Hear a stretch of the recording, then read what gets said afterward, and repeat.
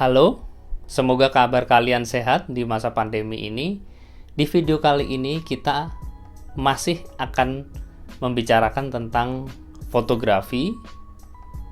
Sebelumnya, support channel ini dengan subscribe, lalu like dan komen.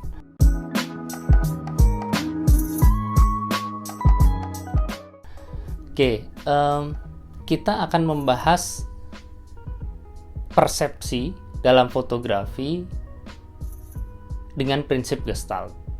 Yang menarik di sini adalah kita melihat fotografi dari sisi psikologi atau kejiwaan.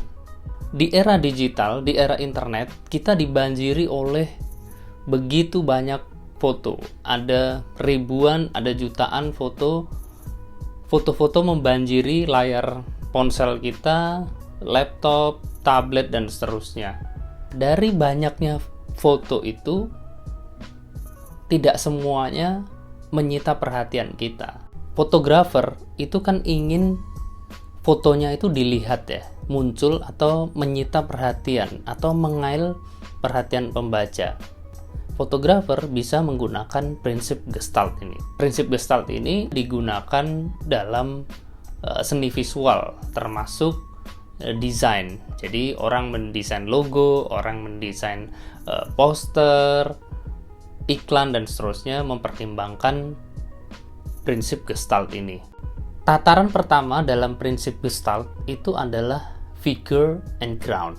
Dalam prinsip figure ground ini, orang itu cenderung mencari figur utama dalam satu bingkai gambar, atau dalam hal ini foto.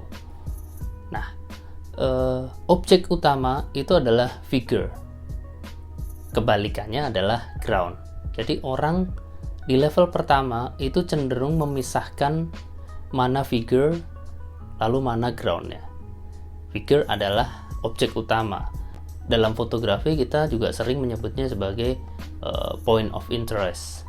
Oke, mengenai negative space itu bisa kita obrolkan di sesi terpisah, karena negative space ini juga punya fungsi. Fotografer sebelum memencet atau melakukan klik biasanya mempertimbangkan elemen apa yang ingin muncul di dalam bingkai fotonya. Kemudian juga memikirkan elemen-elemen lain yang tidak ingin ada di dalam bingkai fotonya. Di dalam Gestalt, orang cenderung melihat atau menangkap visual itu secara grouping atau secara berkelompok. Iya dong, karena kan kita kan sebagai manusia juga punya kecenderungan untuk membuat grup.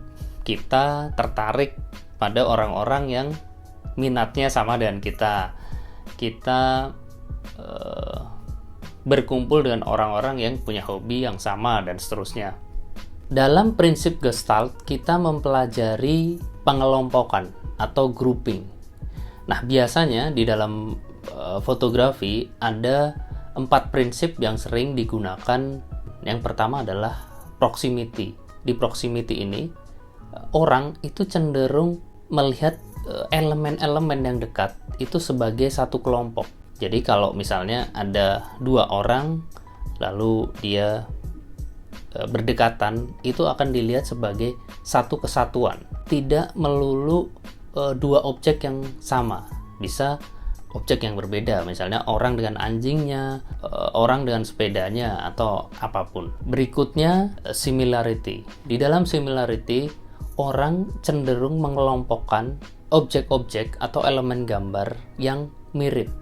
Nah, mirip di sini itu tidak melulu harus bentuknya, tapi juga warna, mungkin exposure-nya juga. Nah, berikut ini adalah contoh foto yang dia punya similarity sehingga mudah ditangkap oleh pemirsa.